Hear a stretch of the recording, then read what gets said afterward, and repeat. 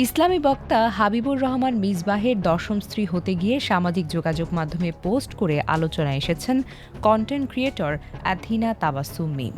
নিজের verified Facebook প্রোফাইলে মিম লেখেন, আমি কি ১০ নম্বর বউ হতে পারি? জীবনে বহুত টিকটক করেছি। এখন আপনাকে বিয়ে করে যদি জান্নাতে যেতে পারি, জান্নাতে যাওয়ার সুযোগটা করে দেন প্লিজ।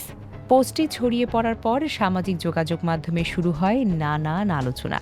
প্রতিবেদনে লেখা পর্যন্ত পোস্টটিতে ৫,০০০-এর বেশি প্রতিক্রিয়া, ১,০০০-এর বেশি মন্তব্য ও ১০৬টি শেয়ার দেখা যায়।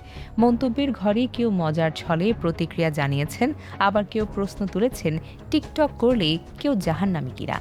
মিমের এই পোস্টের পর মিসবাহের ব্যক্তিগত জীবন ও একাধিক বিয়ের বিষয়টিও নতুন করে আলোচনায় এসেছে। সম্প্রতি তার বিরুদ্ধে যৌতুক দাবির অভিযোগে মামলা করেছেন পঞ্চম স্ত্রী হুমায়রা জান্নাত।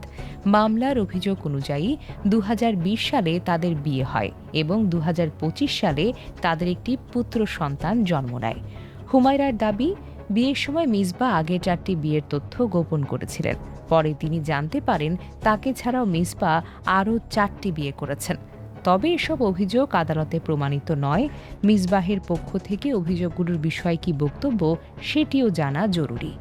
ডেস্ক নিউজ, অগ্রযাত্রা প্রতিদিন।